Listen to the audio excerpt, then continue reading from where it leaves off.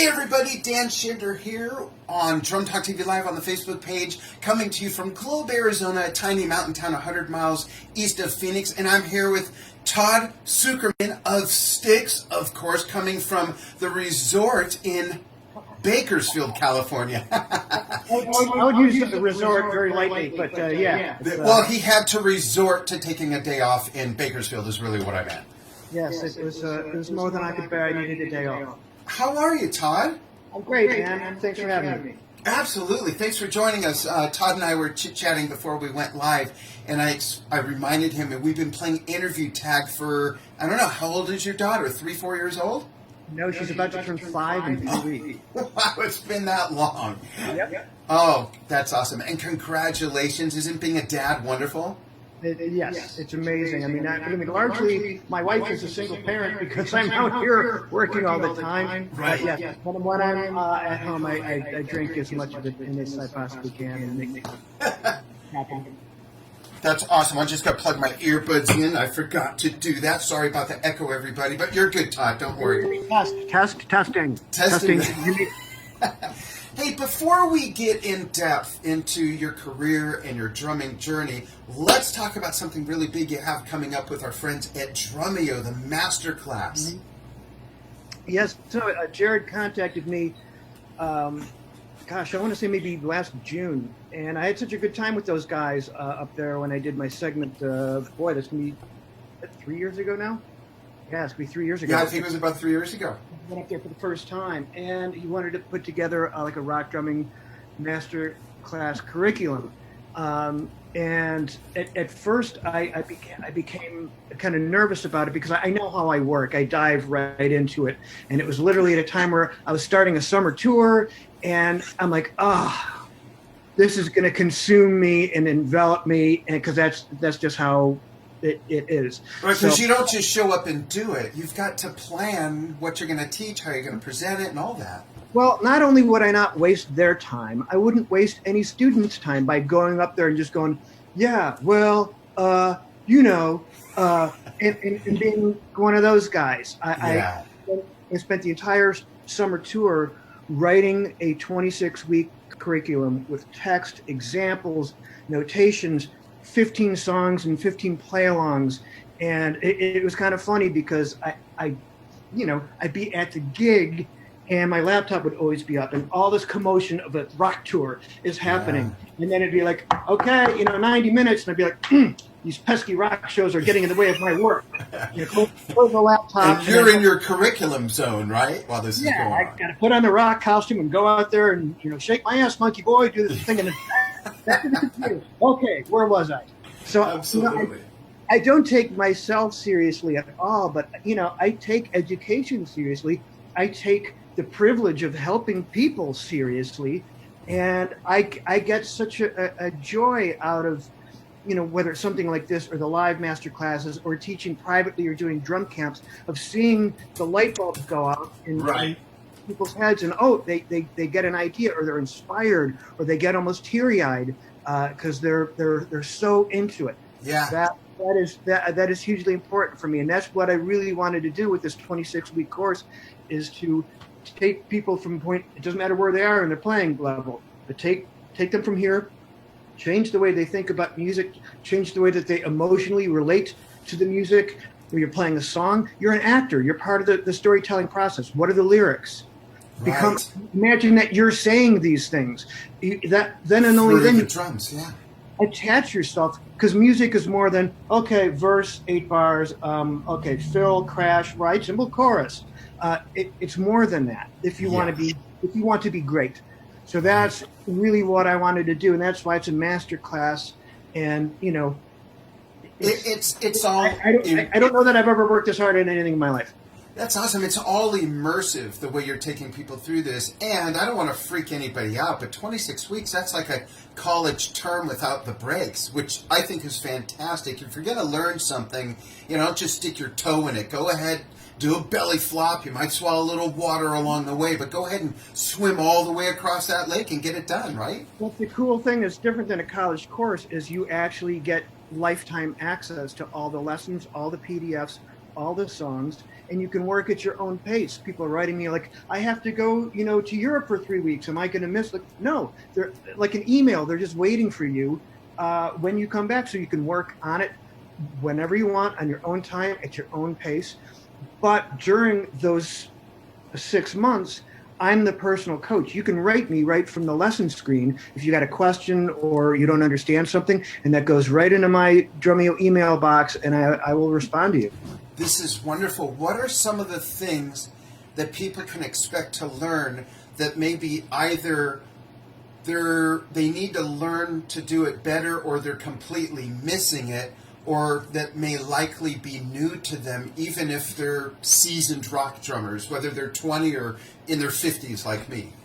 Boy, it's I'm trying to encapsulate probably 14 hours worth of material in a sentence. Even like 3 points, 3 nuggets. There are certain techniques that let's just talk about a technique aspect for a moment. Good. There are certain things that I find in teaching drum camps, having people fly in from all over the country to study with me privately, doing these live master classes, is that maybe one of every 30 drummers I encounter have any handle on the shank tip, sort of the Jeff Porcaro thing of playing 16th notes on a hi-hat, which is applicable to 8th notes. It's applicable to other parts of the drum set.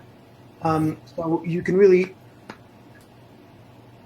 cruise on that. Yeah. The looseness of the hands, having a space, things that you'll never be able to do if you don't employ that technique in your playing. Fast ride cymbal time, whether it's swing time or 1 EN, 2 EN, 3 EN, 4 EN, there's I call it the flag tap snap motion. Your hand actually opens up. And it's a weird thing to learn it. You have to learn the big motions. I can't teach you how to play dig-a-ding, dig-a-ding, dig-a-ding, dig-a-ding, dig-a-ding. But I could teach you how to teach yourself to do that with learning the big motions. Then it's up to you to put in the time and be serious and earnest about it. Right. And that's the only way you can do it. I always say, I use the analogy, you can't throw a fastball, a 90-mile-an-hour fastball like this, or with a stiff arm. It has to be loose. So there's only one way that you could do that. And I find very few drummers that I come into contact with have any handle on this at all. And this will change your playing life for the better forever, because now you've broken through that ceiling where you have the technique to accomplish a particular physical task where that is the only way you could possibly do it. Oh, that's great. I love that. Tell us how people can find out about the masterclass and register, and Gilbert will drop it into the comments. Cool. It's the website is drumeo.com/rock. Oh, well, that's easy enough. You got that, Gilbert? That'll take you right to the Rock Drumming Masterclass. And here's the thing about the course: enrollment ends on January 31st. That's it. So however many students are there, that's it. And those are the players that are going to come on the 6-month journey with me. Afterwards, it's not going to be available. So there is a deadline. And I've had some people. I just did a little video. Some people have written like, "Oh, dude, I don't have the money right now." I'm like, maybe they don't, and that's a shame. But if you can afford 2 cups of Starbucks a week, that's what the weekly lessons cost. Wow.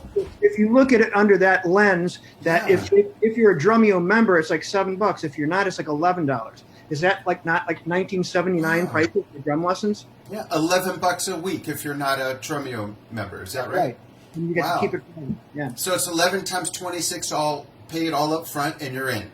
Yeah, or I think they have a payment plan where you can pay every couple of weeks or whatever it is. But that's great. Yeah. That's awesome. Going back to technique, and thanks for sharing all that, because I want to make sure everybody knows about the masterclass. And going back to technique, I want to kind of get into your playing, and we'll kind of work your journey backwards. I got to tell you, one of the things that fascinated me when I saw you play for the first time live in person, and this is going to sound real kind of naive or something, but I watched so many videos of you, Todd, and I still don't understand how you keep the stick in your left hand playing traditional grip, hitting what looks like so hard, and how the stick doesn't bounce off the drum and out of your hand. Can you explain the ergonomics of that? And I got a pair of sticks right here. Hold on. Okay, great. Thank you. Conveniently located in my computer bag. There you go. Yeah, basically for me, like the magic hinge is in here, Okay. the part between the thumb and the finger, and then so the other fingers just kind of wrap around, Right. and that's going nowhere because the hinge is. It's like locked in there. So I could, here's the dust. Sorry if I scared you, but Yeah. probably scared the people next to me. No, that makes sense. It's you can see it's a karate chop. So another thing, like I talk about in the drumeo thing, is I bring the snare drum up to meet me because this angle, that's a karate chop. If I was to break a board of wood, Right. it wouldn't be down here where a lot of dudes are playing, and they're playing match grip and they're almost hitting the thigh when they play their snare drum because it's so low. Yeah. If you bring the drum up to meet you, bam, it's a karate chop, and your rim shot, whether you're playing traditional grip or match grip, is going to be a line drive to center field every time. You can't miss. That. You can't lose. So that's one of my ergonomic concepts that I try to instill with people. I just say people say to me, dude, your snare drum looks like it's so high. And I go, nope, everyone else's is too low. Yeah, and that's the thing. Compared to what? That's the thing. It works for you. And then there's these other factors, of course, that the physiology, we're all different, the height of our torso, the length of our legs, our arms, and all that. But I totally see how that position works for cracking it like that. That's really cool. I'm going to adjust. Another thing about that is also if your snare drum's up a little bit, like, yeah, okay, you're going to, if that's new to you, you're going to hit the rim a couple times. I bet you probably do now anyway, Right.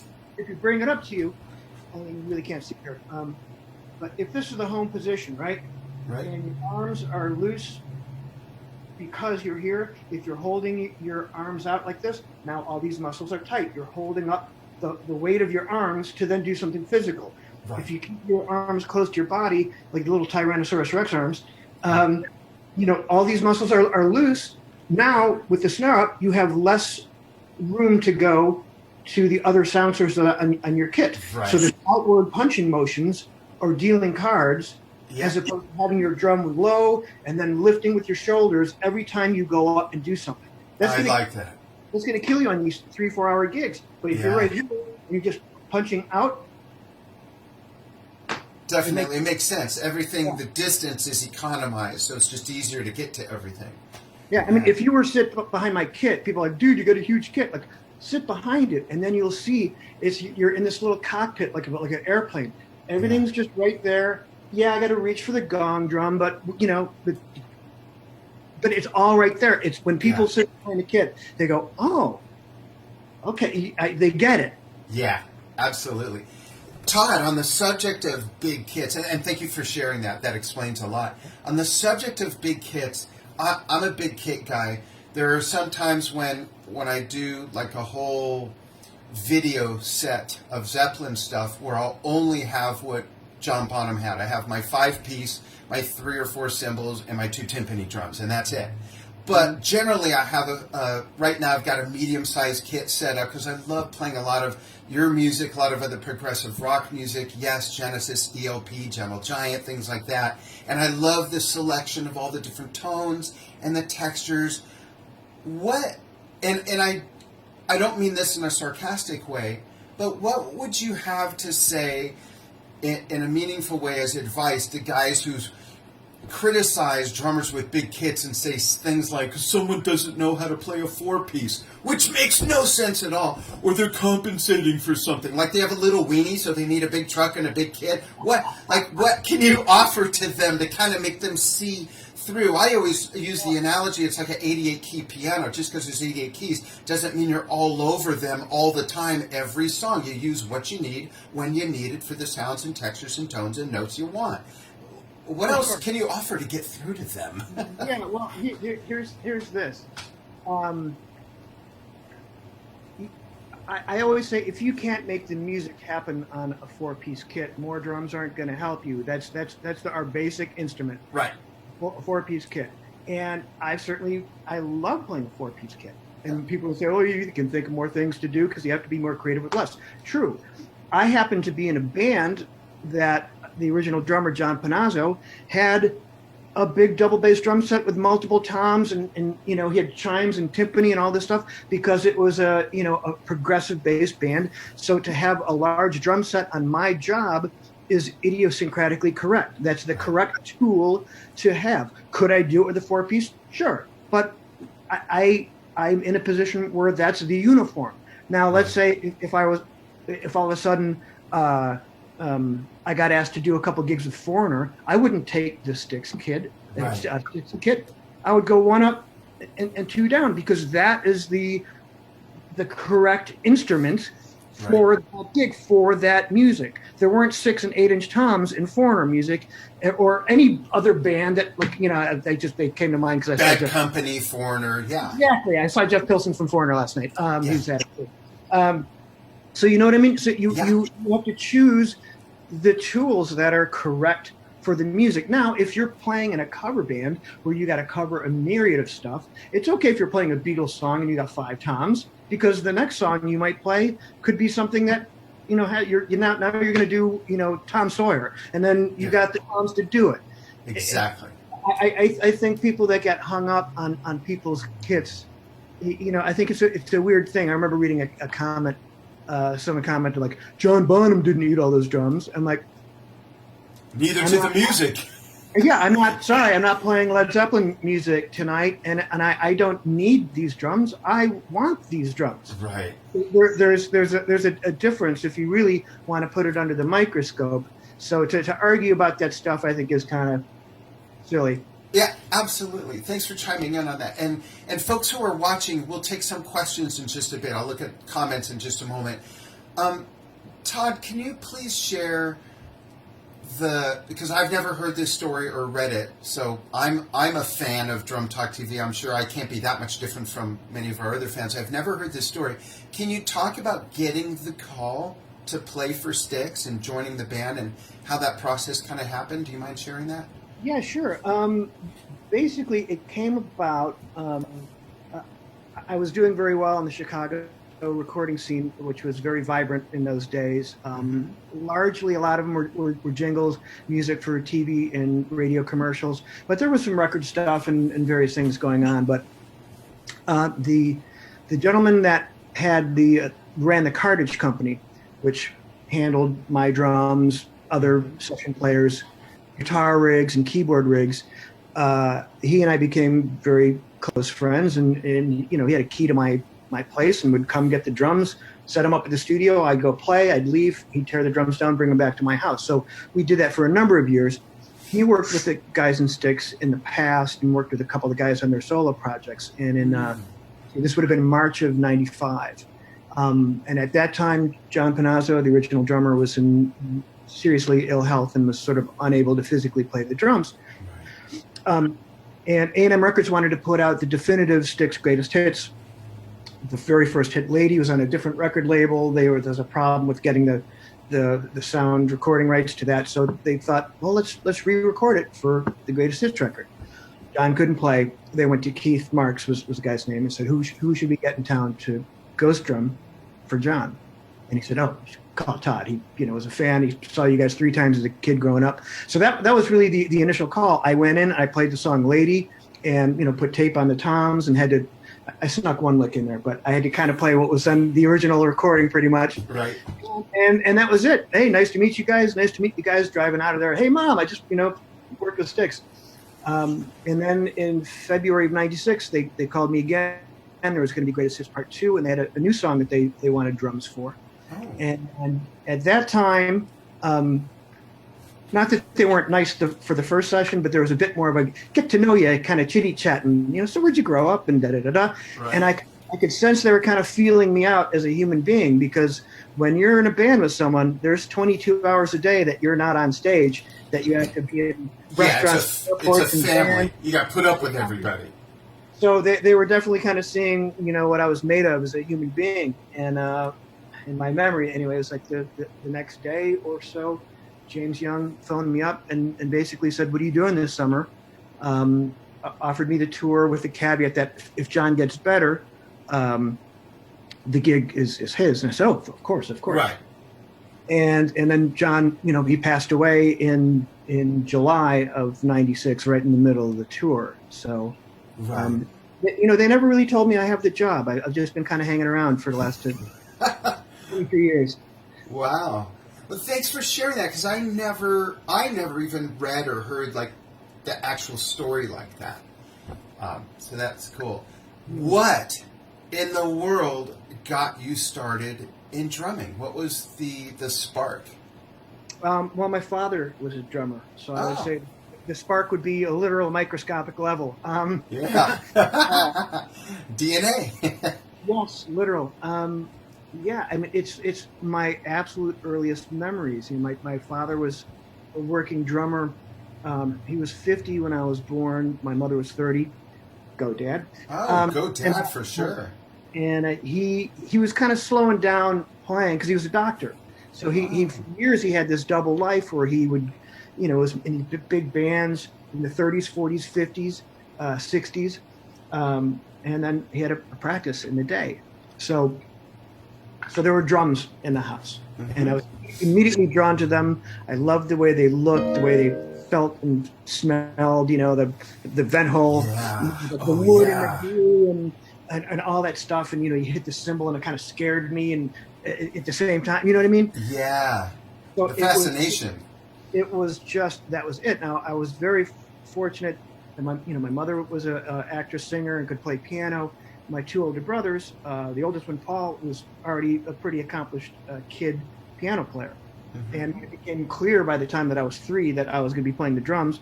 The middle brother Joel started on bass, so I grew up with rhythm section. We throw a ball Yeah. around, ball to swim, then we come in and we play, and it was just a friggin' beautiful way to grow up. I mean, I'm Absolutely. so fortunate. But yeah, by the time I was 4, I was like playing like full beats and everything, and I did my first paying gig when I was 6 with my brothers, and it started from there. That's Yep. awesome. Who are some of your biggest early influences? And then tell us some maybe more contemporary artists, whether they're bands or drummers, that you admire. Oh boy, okay. I could talk to you until tomorrow about this. Yeah. Obviously there's my father, Yeah. and And there's what did he play? Mostly jazz and stuff like yeah, that? he Okay. was like a big band jazz like timekeeper. He had the sweetest buzz roll I've ever seen anybody do to this day. Wow. Um, but he was just like you know setting up kicks. He wasn't a flashy guy, but he always loved Davy Tough. He always tried to be that kind of player.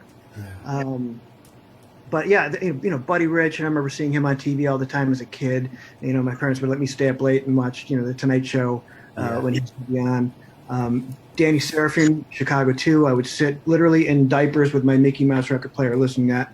Yeah. Sonny Payne with Count Basie. Oh, yeah. Sonny Payne was amazing. Yeah. So there's a lot of things, but I also grew up in the era of rock, and being that my oldest brother was 7 years older, it'd be like, hey, here's Led Zeppelin, or hey, here's Kiss, or here's like Parliament Funkadelic. Like it was all these different weird bits of music coming in, and Yeah. being 6 years old, and here's like Chick Corea Romantic Warrior with Lenny White. Oh, one of my favorite albums. Yeah. It was an amazing way to grow up, because there might be like Led Zeppelin or Miles Davis coming from different bedrooms. There's a record player in every room, and I used to go to friends' houses as a kid, and I'd be like, "Where are your instruments?" Yeah. Like, you Yeah. don't have a What's record wrong with player? this family? You don't have a record player in your room? I was like, "You don't even have a record player anywhere." You know? I don't know how old you are, and I'm wondering how many people watching can relate to this. 49. 49. Okay, so it might have been like this when you were young. I'm almost 56, and when I was young and just started playing the drums at 7, so like in 1970, I grew up in LA in the San Fernando Valley, and I don't know if it was like this all over the country. You can let me know, and folks chime in the comments. There was a local radio station called KHJ. I even remember their call jingle. It was 93 KHJ. And Charlie Tuna was on it when he was younger. He was the DJ. But here's the thing. I would put on headphones and just turn on the radio. And back then, music was not as segregated by genre. So I would play to a Bobby Sherman song, then Steppenwolf, then Alice Cooper, then Linda Ronstadt, then Neil Diamond, then Led Zeppelin, and then some of the Motown stuff. It was all just mushed together on one station, and I didn't know that I'm 7, 8 years old. I didn't know there were different genres of music. I would just put on headphones and play to all this different stuff for an hour and do my best to pick up technique from everybody from Hal Blaine from A Fifth Dimension or a Simon and Garfunkel song to Floyd Sneed of Three Dog Night and Ohio Players to John Bonham, and it just went on from there. And when I got older and all that changed, I realized what a treasure trove of an experience that was before music was kind of put in a box and played on different stations and separated. And now it's harder for people to get exposed to different types of music unless they actually go out and search it on YouTube or listen to different radio stations. Was it anything like that when you were young? Absolutely. I mean, it was a veritable buffet smorgasbord of different musical styles. I remember that exactly as well. And, being that I came from the supportive family, it was always like, okay, what's this? What's this? Boom. It was music. It wasn't like, oh, we're only going to listen to progressive rock, or like we're only going to eat hamburger. Yeah. The world is full of culinary delights, and same thing with music, and that is the variety is the spice of life. And if you study jazz, it's going to make you be a better rock drummer. If you actually study rock, it's going to make you a better jazz drummer, because there are so many little things you get to see what's related, where the differences are, or if you change this, it just makes you a well-rounded person. Absolutely. Well-rounded musician. Yeah, now when we turn on the radio, we're hearing the same 12 to 24 songs all day long in the same genre, the same box. I just don't even see a reason to listen to the radio anymore. And going back to playing rock making you a better jazz player and playing jazz making you a better rock player, look at Mitch Mitchell. Look at Bill Ward of Black Sabbath, and then bringing their jazz chops to what they ended up doing with Jimi Hendrix and Black Sabbath. Those are extreme examples, but they're real examples. And then nowadays, Mitchell wanted to be Elvin Jones, so you can hear about that in what he brought to the table. Yeah. Oh, and Ginger Baker, that's all jazz basically. And I think it's so important for people to really get out of their own box and explore different. Like something I've done is, in the last 10 years, I've listened to music that I used to not like. So growing up in the 80s, playing all up and down Sunset Strip, I was in a snobby progressive rock band. We didn't join... Yeah, the early 80s. You had a hard gig, my friend.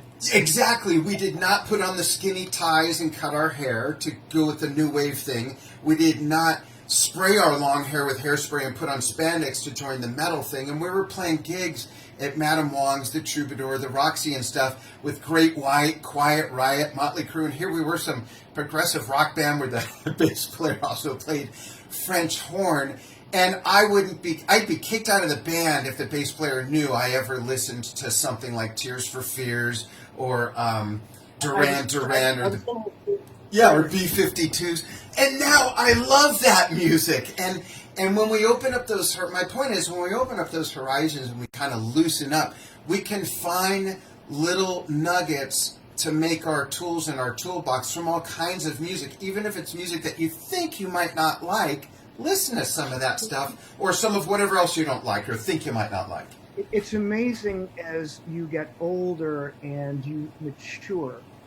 Right. And I know if there's like a 20-year-old listening to this, you're gonna, no, I don't want to, I just want to listen to the same three bands over and over again. Right. But like stuff that I used to hate when I was a kid, like, a lot of disco stuff, like I thought it was fluff, and this is the garbage. Like this is the stuff that's ruining real music. Well, now when I listen to some of that stuff, I'm like, wow, listen to that bass line. Listen to the drummer's groove is killer. Or like, listen to the arrangement, like stuff that I used to just write off as garbage. And here's another one. I'll get some flack for this. Like, I never gave a damn about Culture Club, right? But I'm standing outside some swanky hotels, maybe a year or two ago, in somewhere in Seattle, 4 o'clock in the morning, just waiting for the luggage to come off the bus, and they had tiki torches, and they're playing. God, what was the song? Well, it doesn't matter. It's like some culture club song, like Chameleon or something like that. Yeah. And I'm not saying I like the song, but I'm listening to the track, and I'm like, wow, these guys are tight. That's the music track there is really, really good. And I'm thinking, if I saw this on Saturday Night Live now with actual people playing this, I'd be like, tight band. Yeah. But I never considered it for a moment back when that was like a hit. Right. And boys and girls, if you want to get schooled on rhythm, listen to Motown and listen to old Motown from the early 60s on forward into the 70s. It's just, I think it's John Paul Jones who was the most hired white musician in Motown, I believe, when he was doing all his session work before Led Zeppelin and stuff. But let's look at comments and take some questions. All right. I'm sure What do we people got? are eager. We got people from all over the world watching, from, let's see, Tennessee to the Philippines to Boston, Ohio, England, Texas. Let's see if we can find a couple questions. Let's see. John Cruz of the Philippines says that he's so lucky to catch this one. Todd's one of my favorites. Great stuff, Dan. Awesome. Thanks for joining us. Let's see. Looking for questions. Here's Wayne Walter, who runs a really great Facebook drumming group called My Drum Set. And Wayne's commenting on our discussion. We were talking about the snare, and he says the snare height is one thing that I changed after watching Todd and understanding why he plays that way is totally comfortable for me now. So yeah, there's going to be a little learning curve whenever you adjust something. Oh, sure. Sure, but I don't think people experiment enough. They look at it like this is a hassle, as opposed to looking at it at these bouquet of choices that you could open up and go, oh, is this for me? Let me raise the seat up a little bit. Let me bring the pedal back just a little bit. Yeah. They look like this is some laborious thing that after 5 minutes, they're like, I don't want to deal with it. But if you do that, you'll find your thing, what works for you to make your drum set feel like when you get home and you put on your favorite jammy pants and slippers or whatever, your favorite hoodie. Your drum set should feel like that. Yeah, and Dr. Nadia Azar, who, if you haven't spoken to her yet, I'm going to connect you. Yeah, Nadia would say this is what helps to prevent drumming injuries, because it's repetitive motion stuff, and if the ergonomics are not right for your height, your torso height, your arm length, and your physiology, you can hurt yourself simply by not taking the time to adjust the things that Todd here is mentioning. Here's a question from Basil Combes. She says, hey Todd, I have a question. Did you spend time on your bass drum techniques? Any tip for the way of tuning them? For me, when I'm playing rock music, I like going old school with a pillow and a Danmar disc for a thud, because I want, when I'm playing rock music, and again, I'm not in Led Zeppelin, so I'm not going for the big open thing. Right. I want there to be spike in articulation to go along with the low end of the drum. So, when I recorded recently for the Derek Smalls solo record from Spinal Tap, Ed Cherney was the engineer, and he's worked on 1,000 records everybody knows. Yeah. And I hit the bass drum probably 15 times. Boom, boom, boom, boom. And it's like, okay, snare drum.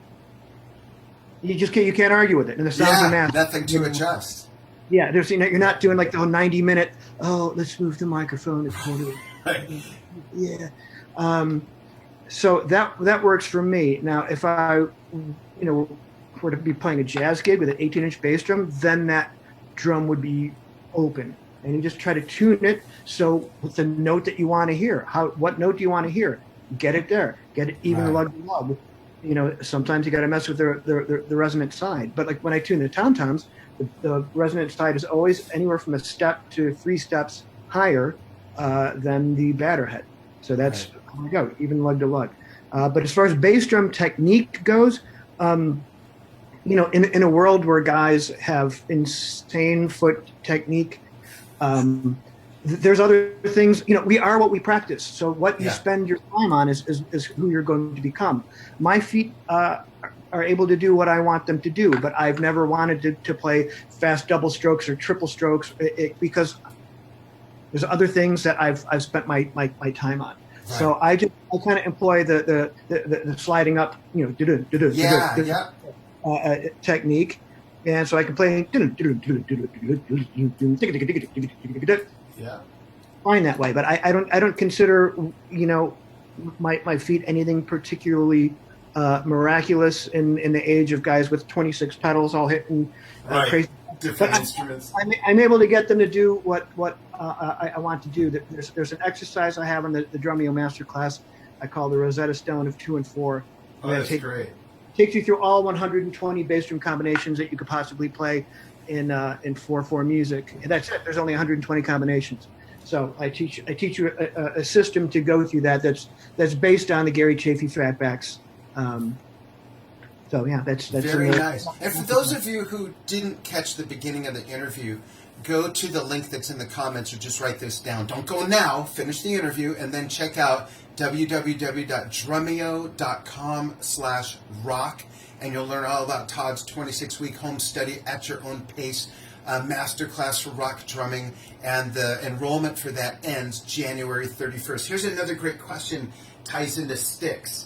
This is from Ryan Maloney. He says, Todd, how much work did you feel like you had to do before you felt like the stick songs were your songs?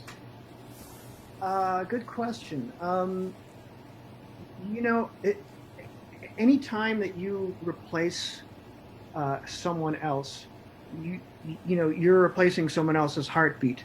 And in this case, with a band like Styx, John, and I mean, no disrespect to John, he was a very active drummer for someone that had limited technique. So that was an interesting combination.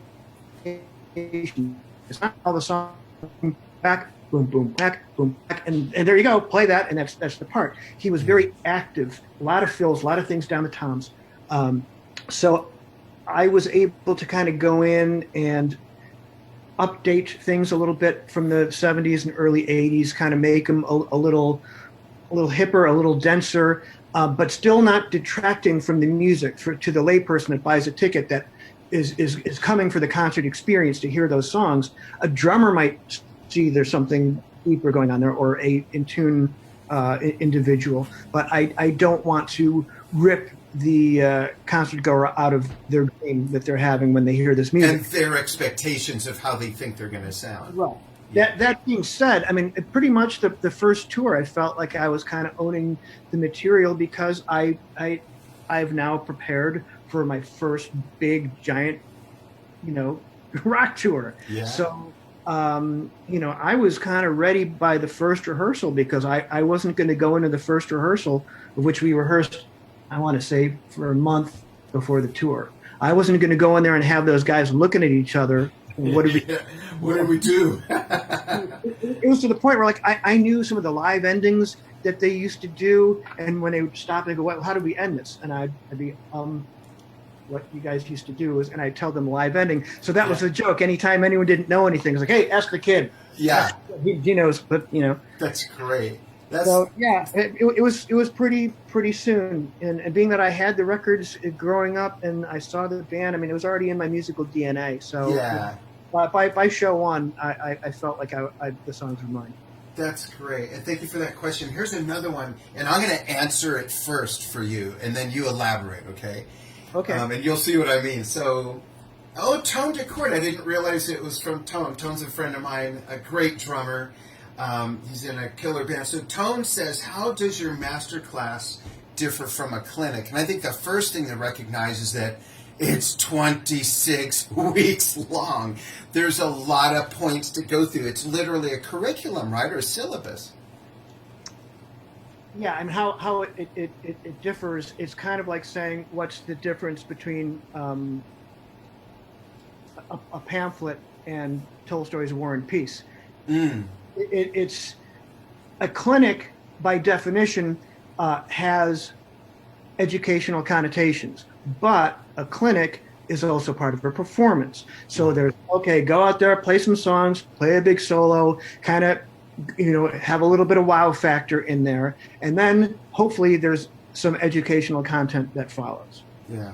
This is largely all educational content and psychological aspects and things and questions and things for you to consider and ponder in these bite-sized morsels of the each lesson is probably averages between 20 and 35 minutes a week. So it's not like you're being inundated with like, oh, holy smokes, what am I? It's like a real lesson that you would go to. It's about a half hour long. And then you have that week, and you have assignments and things to accomplish. And the technology, by the way, side note, that Drumeo has launched out for this is really, really cool with the lesson platform and checkboxes that you can see your progress. Yes, I did this. Yes, I did this. I did these assignments. That's the notation that comes by in sort of real time as I'm playing things. It's really friggin' awesome. They've rolled out the red carpet for this project. That's awesome. They do such a great job. They really do. And side note, with the Drumeo guys, like, they so deeply care about helping and spreading education. I had a big talk with Jared, because he's obviously a smart and successful guy, and we were talking about the finances of everything. And he goes, if this was about making money, this would be a very different operation. He's got a board where he's got dots all over the world of all the Drumeo subscribers, and he's serious about the outreach of education and helping people in this collective passion that we all share and all love. It's really, I'm so honored that they asked me. They could have asked anybody, anyone to do this project. They actually asked me. They actually asked me, and I said, call Todd. I'm busy. Yeah, thank you. Thanks for the referral. It's really exciting. That's great. It's massive. So we're a clinic is something that you go experience and you go, wow, and you hopefully learn a couple of things. This is 14 hours of stuff that you're gonna. It's a heady thing to say, but it's going to change lives. That's great, and I believe it. Let's look at a couple other questions, and then I'll close with two questions. Peter Runick says, Todd, your fills are extraordinary. What books would you recommend for someone who wants to improve their fills? Do you have any favorite books? Have you put any out on fills? No, but one thing, and again, I feel like I'm pitching the Drumeo thing. And that's okay. That's totally okay. The Gary Chafee linear system of, even if you just look at threes and like a 3-5 and a 5-3, linear 3-5, linear 3-3-5-5, or linear 5-5-3-3. Those of what I just said, if you know what I'm talking about, are entire universes. Each one of those is an entire planet that you can use those patterns to orchestrate different sounding fills depending on where you go. 1,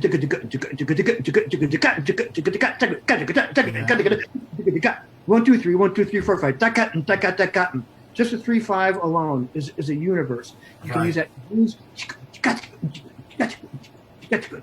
can start adding doubles. You can start opening up the hi-hats, replacing the bass drum with a step hit on a hi-hat.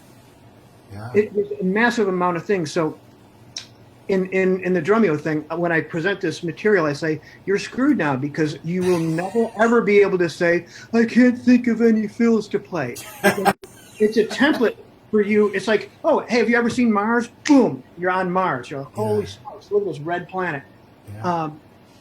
Once you know that, you can never sit back and go, I can't think of anything to play, because the vocabulary is opened up, and now it's endless as well. Yeah, so I'd say if you're looking for a particular book, Gary Chafee Patterns Volume 3, Time Functioning, is one of the greatest books ever written, and I'm surprised how many people I run into that are unaware of that or never heard of it. Again, it's Gary Chafee, not Gary Chester. Right. And I cover all the stuff in the Drumeo program.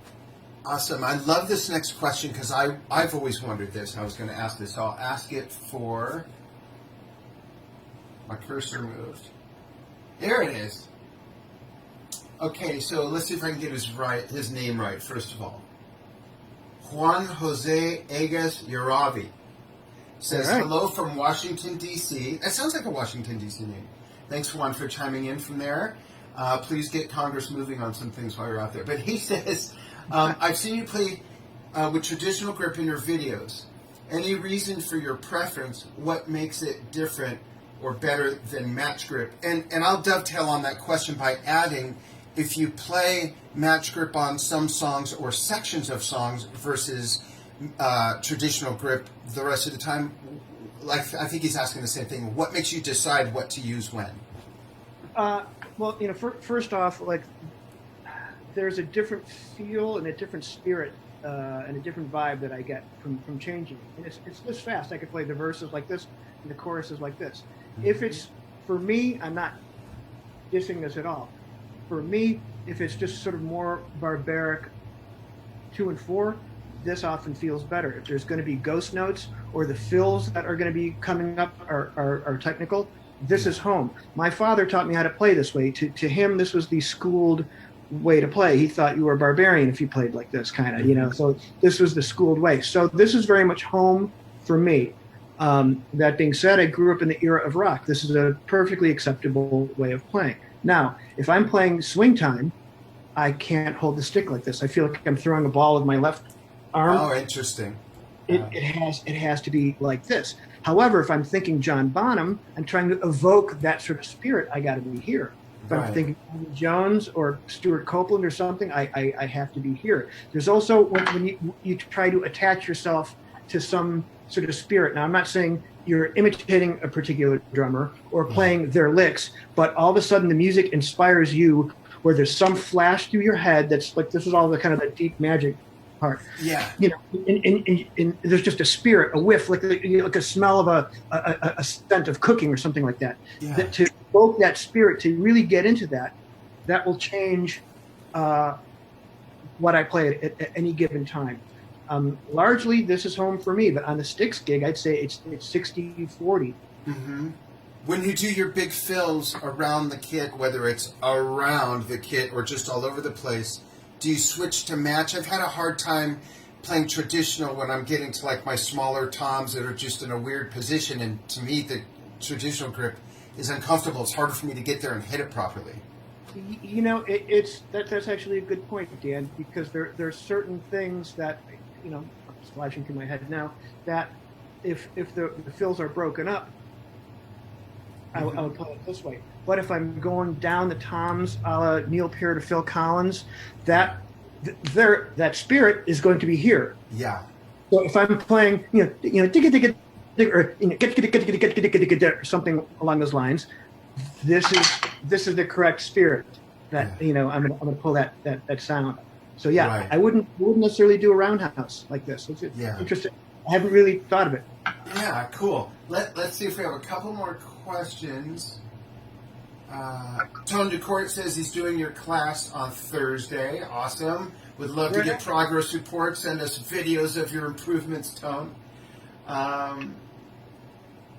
This is an interesting question, and I love this question because it's to you. And I think this is brilliant for someone to ask your perspective on this. Kevin McCurvigan is asking, what do you think is John Panazzo's best work? What I think is John Panazzo's best work? I think he captured a Keith Moon thing on Lorelei that I thought was pretty cool. Ooh, yeah. I always loved the overdubbed Octobon thing in the beginning of Borrowed Time. I thought that was really cool. Yeah. The choice to play a bolero in Lady was very unique. Like, who just throws out like this pompous bolero in the middle of the song? That was rock ballad. That was a cool choice, and that song was recorded in 1972. Wow. Let's see what else. The choice to play 1 and 2 and 3 and 4 and 1 and 2 and 3 and 4. And too much time in my hands. Yeah. That's a peculiar rhythm. Definitely. Those would probably be my favorite ones. Cool. Let's see. Jeremy Smith is tuning in from the middle of the Caribbean Sea on a cruise. Hey, man. Thank you, Jeremy. I love it. Go visit St. Kitts. That's where my wife's family is from, actually. Let's see. Cool. Todd, maybe at some point you can cruise through these comments and see if there's any other questions you could answer. I have 2 questions in closing because I don't want to take up... I got a day off. I'll go on the Facebook and Cool. I'll talk later today. Cool. We appreciate that. I have 2 last questions. One is, what's going on with Styx? Do you have anything to report? Any news coming up? Anything to look forward to this year?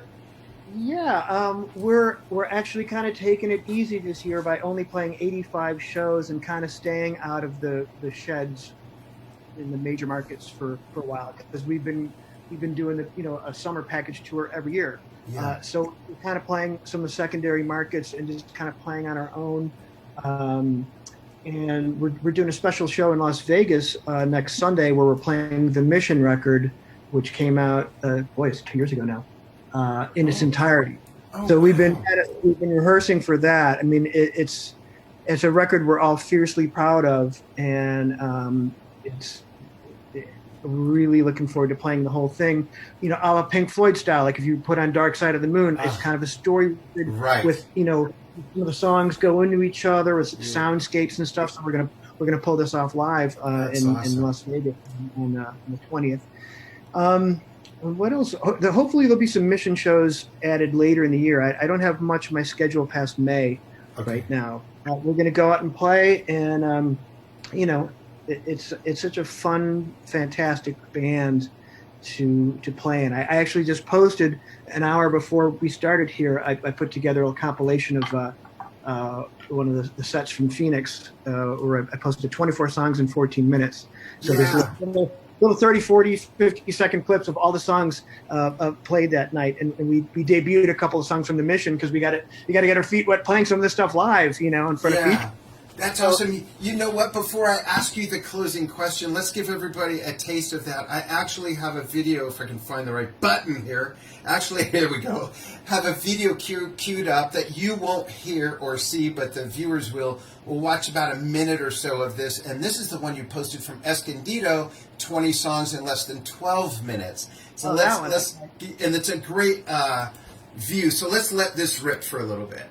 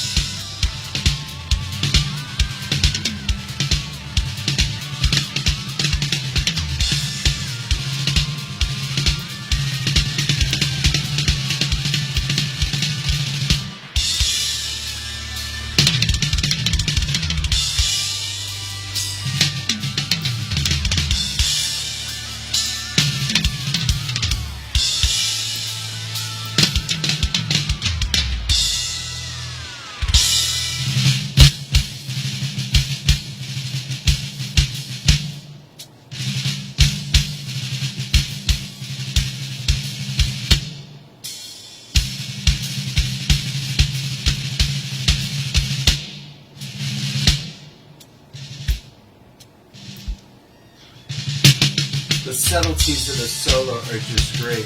Folks, if you want to check this out, go to the Drum Talk TV page. It's posted on there, and you can watch the whole thing. It's really cool. So here's the last question of the day for this interview. This is the Todd Sucherman fun fact question. When you're not playing music, when you're not writing a curriculum, when you're not teaching, when you're not on the road, you're not in the studio, other than spending time with family, because that's a given, what do you like to do? Do you read? Do you collect anything? Do you like to do you have any hobbies, or how do you spend your time away from family, away from music? And I don't mean away from family, but you know what I mean. I like cooking. Oh, awesome. I like cooking. I do like to read, although I haven't read anything since the Drumeo thing began in June. You could read that Drum Fills book that you talked about. No, I'm just kidding. Well, no, I like cooking. I like cooking for my family. I like cooking for friends when people are over. And I think that, if I wasn't a drummer and wasn't involved in music, I think it'd be definitely the culinary arts would be probably where, because I I'm a foodie, but I'm not like an annoying foodie telling everybody what to do. Right. That's where I'm at. I actually had a cooking show on TV. That's how I got into video, and this was 2000 to 2005 or something. So that's really cool. I admire that. Drumming is much like that in a way, where like just the right amount of spice here. Like you don't want to overdo the chili flakes or the turmeric or whatever. Like everything's got just right for that. Exactly.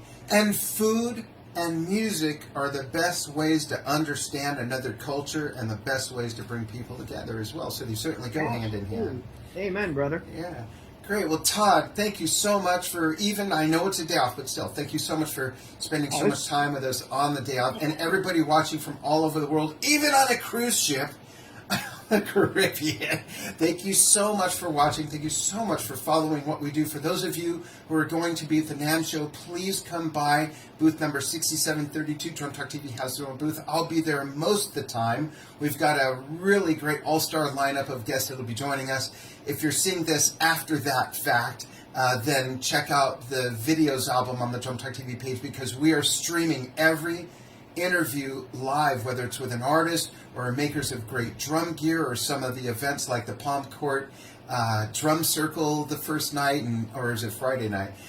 Lots of great stuff. We'll have Jeff Totora of Blue Man Group and Tinnitus covering the Bonzo Bash for us. It's going to be a lot of fun. So thanks, everybody. And Todd, thank you. Hang on the line. We'll have a quick chat before you go. And what a pleasure. gosh, I really, really appreciate this. It was a lot of fun. Thanks, everybody. We'll see you soon.